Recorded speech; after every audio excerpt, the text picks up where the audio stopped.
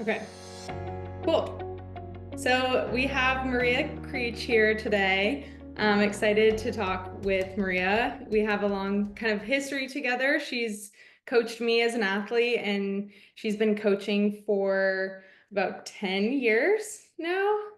Yeah. She started out in the high school atmosphere and kind of moved on to Fort Lewis, if that's correct. And then kind of has worked her way up and joined as kind of a volunteer assistant at Colorado State. And now she's been there for about 3 to 4 years now.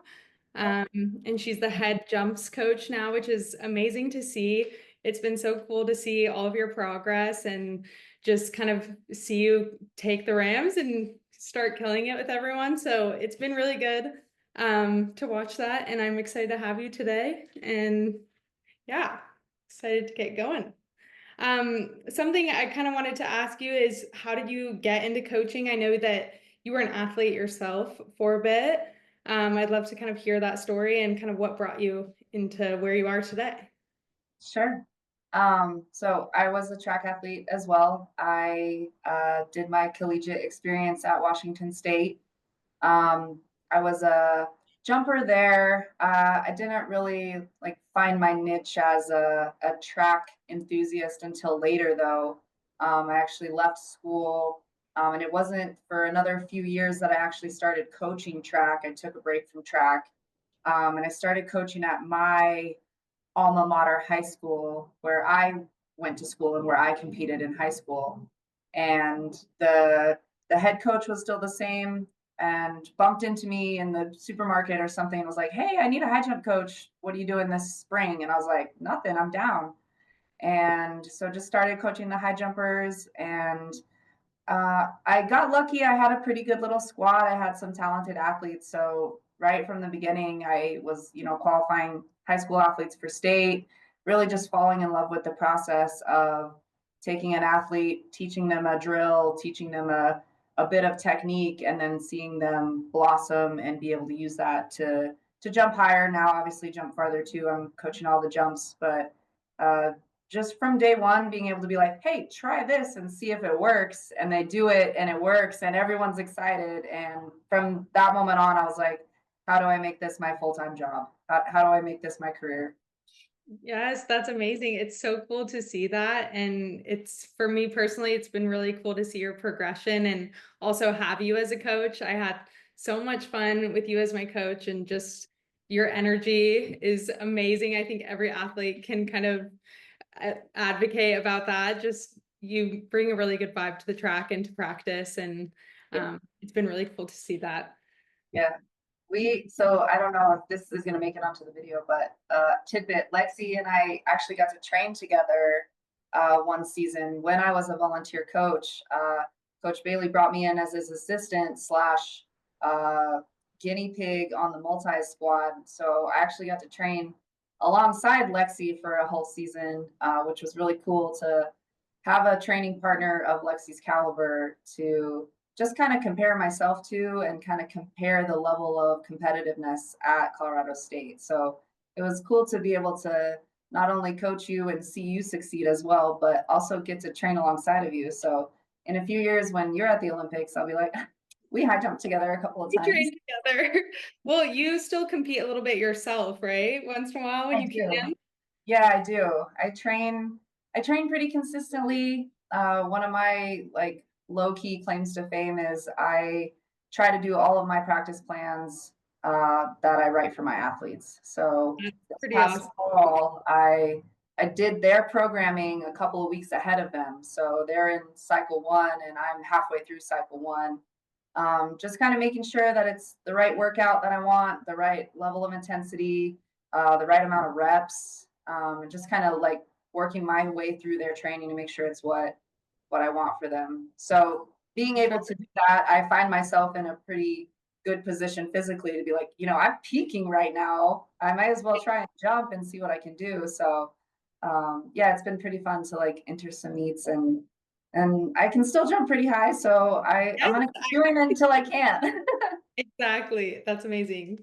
Well, let's shift kind of into technology and Yeah. kind of how you use it. I'd love to know about how kind of you found out about Onform and how you started using it. Sure. So when I started here at CSU, I'm working closely with Coach Bedard. He's my head coach. Um, I'm not sure who originally we kind of literally bumped into. Mhm. Um, but one of the founders we kind of just bumped into. He lives here in Fort Collins, and we kind of tried this experimental platform. It was a golfing app, and kind of started to roll over into track. I think I saw Gabby McDonald or Gabby Morris's picture in a magazine for Onform, and I was like, oh, that's cool. And we just kind of got ourselves a trial period on the Onform app a few years ago. Totally loved it. Used it every day. Just fell in love with it right away. And it's been just all downhill from there. We've been using it ever since. We have the full subscription now. All of our coaches use it. We have it on all of our platforms, all of our iPads and our phones, and everyone in the CSU community, in the team, the athletes, everybody has access to that. And it's a really common word around here. Oh, check the on form. Oh, it's in your on form. So it's Love that. a yeah, it's a great system that we've jumped right into, tried it out. We said this is the best product, and we're just going to keep going with it. So Cool. And did you use video kind of before you found Onform? Like, what did that look like before? sure. It was probably some combination of just regular video on the phone, maybe a different video downloading app, maybe a different sports app, and like honestly, like filming on Snapchat and then downloading it to my phone, and having that library of videos in my phone bank was annoying to have to like go find it. Athletes were texting me, "Can you send me the video?" Mhm. I would just hand my phone over to them at the end of practice, be like, "Go find your videos and airdrop them to yourself, so I don't have to do it later." And the features on like a regular iPhone video or on some of the other apps, being able to slow it down, draw on it, rewind it, video compare. It wasn't as conducive for learning and for bettering the practice sessions like we can do with Onform. There's just so many more features with Onform in one app. I don't have to download and do all these things with different apps. It's all right there together. Yes. Yeah. I actually remember when we made that switch when I was an athlete at CSU, and I was like, this is awesome. I Yeah, can actually have my videos after practice. I remember trying to like pull fingers, just asking coaches, can you send me my videos? Or, totally. so it's become a lot more of a consistent thing in my training. Yeah. It's definitely been helpful for me in that way. I have athletes even go watch their reps in between reps at practice. Yeah.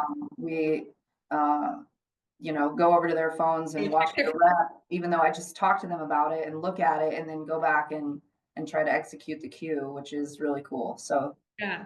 they're That's cool. using it. Yeah. I need to turn the notifications off, but somehow I still have the notifications on. So I know when they're watching their videos. So like Mhm. I'll wake up in the morning and I have like 20 notifications like Reese Travis is watching videos at 10 p.m. Ishmael Dembele is watching videos at 1 a.m. I'm like, okay, well, I'm glad you guys are watching videos, but like go to sleep. Go to bed. So that's cool too.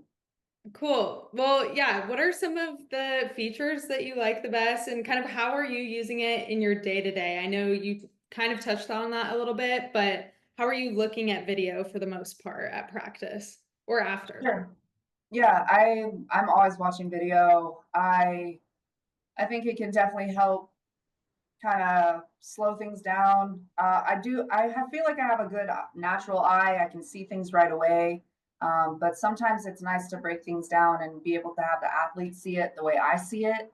Mhm. Um, that's probably the biggest way I use it. Videoing a rep, viewing the rep right away, giving the feedback, showing them the difference in whatever move they're making and how that's affecting the overall jump. For I sure. think it's really helped open my athletes' eyes and mind to their event and really become technicians in their own event. As much as I want them to, need me and rely on me, if I'm really doing a good job as a coach, they're going to be able to look at that video and know exactly what I'm going to cue or know exactly what they need to fix. And that just comes with repetition of seeing it every day. And they don't see themselves every day the way I see them. I watch them run and I know, exactly what's going on with their body. I can watch them run and be like, is your calf hurting today? And they're like, oh yeah, my calves are sore. Just Yeah, if I see them every day. exactly. So them being able to look at the videos, be aware of their own mechanics, be aware of their own body errors or things that they are good at is really important for them. So using it on the daily is really key for us.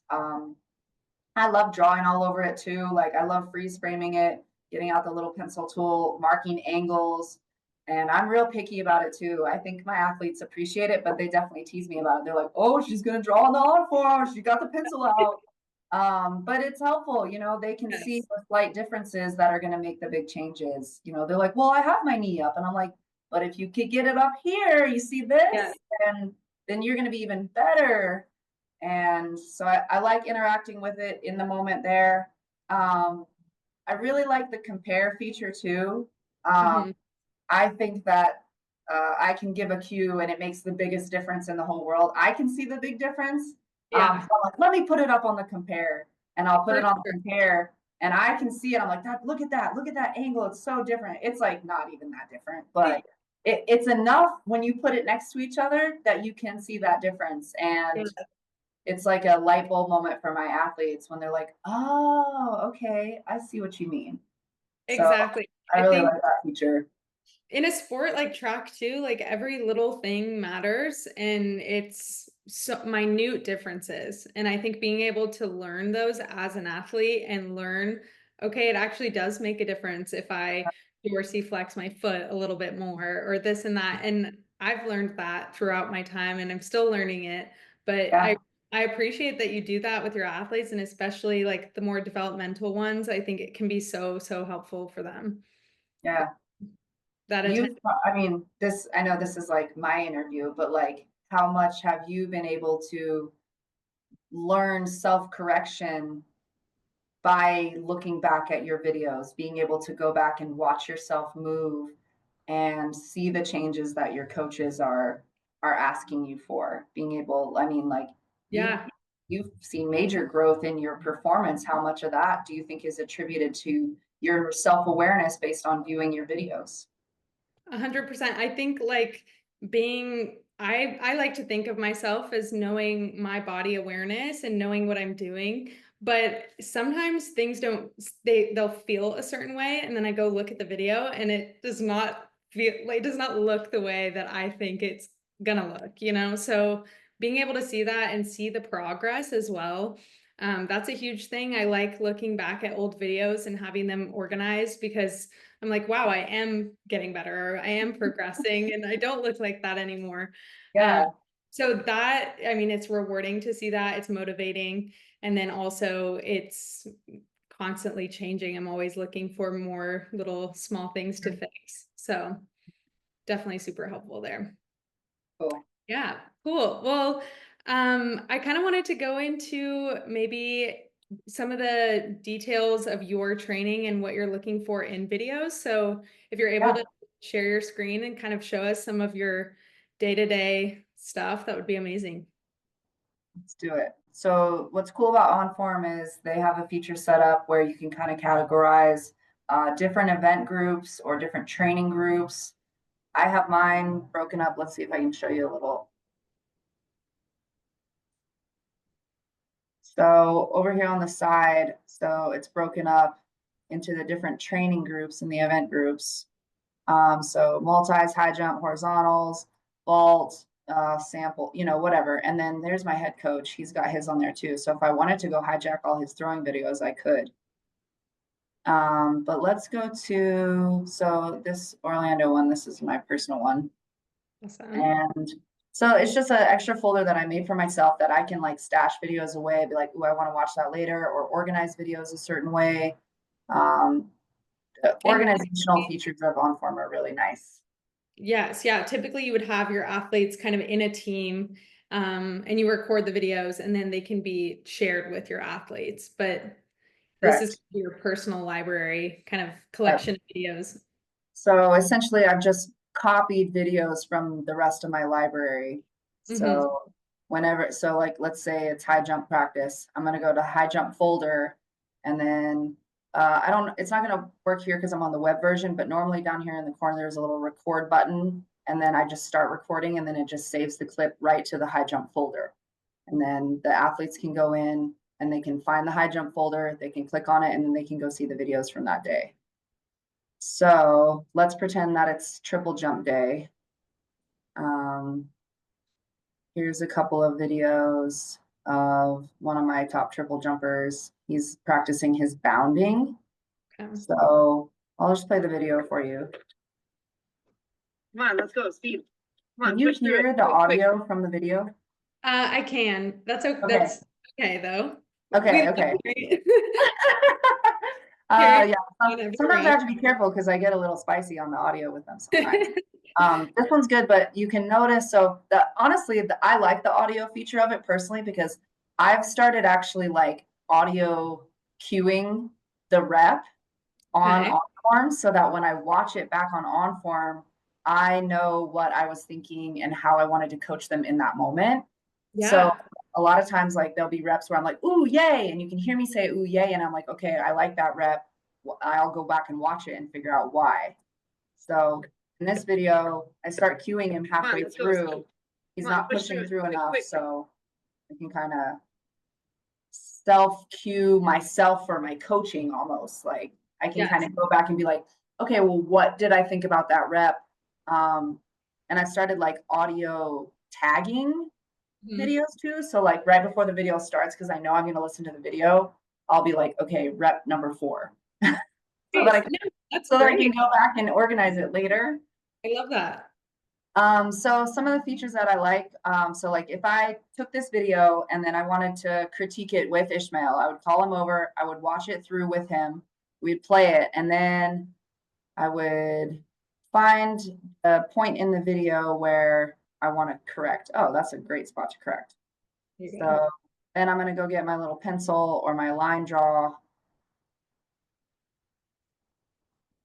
and I'm going to be like, okay, well, in this position here, we've got really great knee drive. I love the height of that. So I'll kind of mark that position there. That's what I'm going to mark. That's a nice parallel knee right there. I love this shin coming down here. This is a really nice angle for Ishmael specifically. And then the big thing that I really like, especially in this frame, is Mhm. going to be the extension in the back hip here. I love that for him. He tends to struggle a little bit with the full hip extension, especially in this bounding position. So for me to be able to snapshot this position, line it up for him, show him what it's supposed to look like, and he can match that with the feel of that rep, he's going to be a better athlete because of that. So those 3 lines that I drew right there, those are the main 3 lines I'm going to draw on pretty much every single picture, Mhm. especially with triple jump. So coming through and finding those parallel thigh angles. And then you can just kind of move through whatever video you want. Okay, let's go look at this running video here. So I'll pull something else up, watch it. They can critique themselves. Oh, I was maybe a tiny bit toesy. So then they can go back on the next rep and correct that. Again, I can come in here and draw on it, find a position. I can get that draw tool. And again, I'm going to go find those same positions. So I love that knee. I love that shin. The extension here is not great. So I'm going to cue her on that on the next rep. She's going to clean it up. It's going to be a lot better. And For sure. then Was go gonna ahead. ask, I know you kind of asked me how I use it and benefit from video as an athlete. How have you seen with your own athletes, kind of when you're right after a rep and you're marking something up, kind of how are they reacting to that? Or have you seen anything just kind of in the way that they react when they see themselves versus how they feel? Sure. At this point, we've been using it so much and so frequently that at this point, I'll just freeze frame it to the area that we're working on and just show them the still shot and be like, did you do it or did you not do it? And then they'll be like, I didn't do it. And then go right back and do the rep. So it's kind Great. of nice because I've almost got them trained to know what to look for. Um, And sometimes they'll come out of the sand or come off the pit and they'll be like, I did it, I did it, I did it. And I'll just flip the iPad around and they'll just scroll through and they'll be like, oh, I thought I did it. Um, so Yeah. they're starting to match up the feelings with the video. And they know what's coming. They know what we're working on every day. So when I start drawing on the iPad, they're like, I know, like you don't show me that picture again. I know what it's supposed to look like. And Yeah. they're getting really good at knowing what to look for in their own videos, and knowing what I'm going to look for. And a lot of times it matches up. They're pretty self-aware that I have to draw it out to reiterate it, but they kind of feel it and know what they're doing. But That's sometimes they definitely are like, I did it. And I'm like, receipts. for sure. I mean, even just taking off on the long jump board, your coach will be like, were you on the board? And you're like, yes, I swear. And you're not always on the board. Yeah. And Definitely. that's what's so great about video is you have that instant feedback. It's not, we don't have to guess anymore. We don't have to guess as coaches. And sometimes I miss things. I don't see things. I'm looking at their posture. I'm looking at their body. I'm not looking at their foot on the board. And so they're like, where was I? And I'm like, oh, look at the video. And now I can give them both cues. Oh, here's what I was looking at. Here's what I wasn't looking at. But now we can coach both sides of it. For sure. And it's hard to kind of look at everything at once. If you're looking for a specific cue or you're looking at the board, you're not always going to catch it all with your eye. Some coaches might say that, oh, I don't need that, but I do think it can really be helpful in situations like that. Yeah, I'm always shocked when coaches in this day and time, and like no shade on any coaches who don't want to use video, like do whatever you want. Everybody has their cup of tea, but like I'm shocked when coaches are like, oh no, I don't have video of my athletes or not high school athletes. Like, no, I don't have any video of my jumps. I'm like, what? Like nowhere? Yeah, Um, for sure. what's really cool actually, which is I've been doing lately, is athletes will send me their videos or coaches will send me their videos and I'll upload it to Onform to watch it. Like I'm Okay. so spoiled now that I can't even watch a video on my own camera if it's not in on. Not the same. Yeah, I mean, my current coach, he just went to a meet recently and his Onform subscription had expired that day and he didn't realize it. So he went into the app and he freaked out. I was like, you could just record on your normal camera. And he's like, no, I need Onform. I need it. It's an addiction for sure. Sure. So, I'm just gonna ask also, so kind of showing me some practice videos. How do you use video differently in a meet versus practice? Because obviously practice sometimes can be more in depth versus a meet. I'd love to kind of hear your take on that. sure. I use a lot of video in practice. We take a lot of time, not a lot of time, but we take a lot of time analyzing video together as a coach athlete duo. And a lot of times I'll analyze video with the whole group. So I'll be like, okay, we're going to all watch Tatum's video and I'm going to analyze it for you. We're going to go through it together so you all can kind of know what's going on. I try to do less of that in the meets. I really try to use video in meets for really just making sure that their rhythm is right on the runway or coming down to the bar and then takeoff is in a good spot. I Yes. really try to cue minimally in a meet. I'm scrolling through, I'm trying to find like a meet Yeah, video for you guys. I'm not just for going. sure. So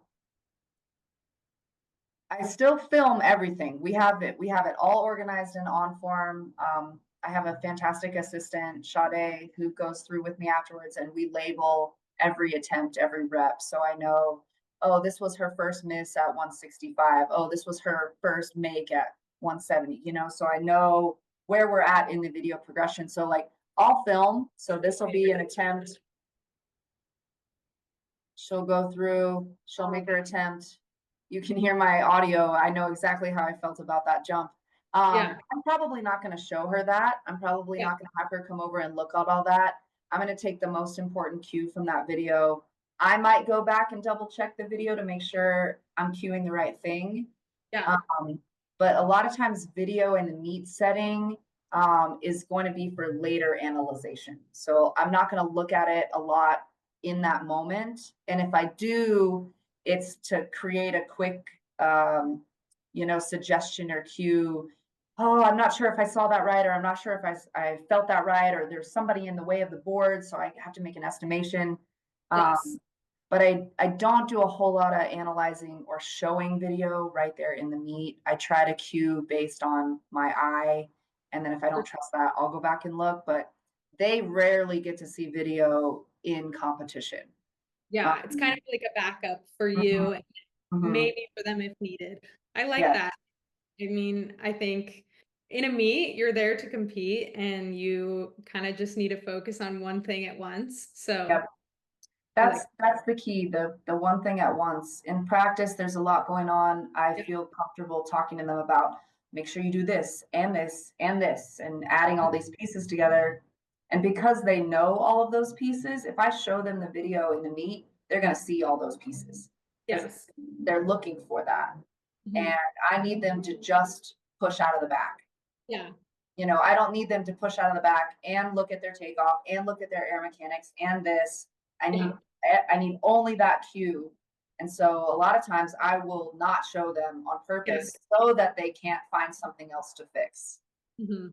For sure. And then they have that later on if they want to look at it when they're done competing, then they can kind of be in a different headspace to digest all for sure. Correct. See it with a different set of eyes versus a stress state or an excited state or a panic state. Go back and look at your competition reps when you're ready to see them as, learning experiences. Exactly. Well, cool. I love hearing about how you use video. I love seeing your journey as a coach, and I'm really excited for you this upcoming season. You guys had a great indoor season. It was so fun to watch, and Thank I'm just you. so excited to keep watching you guys kill it and support the Rams. And yeah, thanks for Cool. today. I really enjoyed talking with you. Yeah, thank you so much, Lexi. This was fun. I love talking about track. I love watching track videos. Yeah, Onform really does it. Like, not trying to be a salesperson, but like I can't not like talk about how awesome it is. Um, I literally use it every day. Like it's as used on my phone as Instagram or like my text message app. So it's very, very important for us for our success here at CSU. I love hearing that. And I love seeing your posts on Instagram as well, seeing your training. So if you guys don't follow Creech on Instagram as well, her Instagram is Some Jumpers and she posts a lot of her training content on there, drills, and sometimes she does like on form markups, things like that. So if you want to kind of see more how she uses it and how she coaches in her everyday training, go follow her on there as well. And yeah, excited to follow you along this outdoor season. Thank you. Thank you so much. This was fun. This was cool.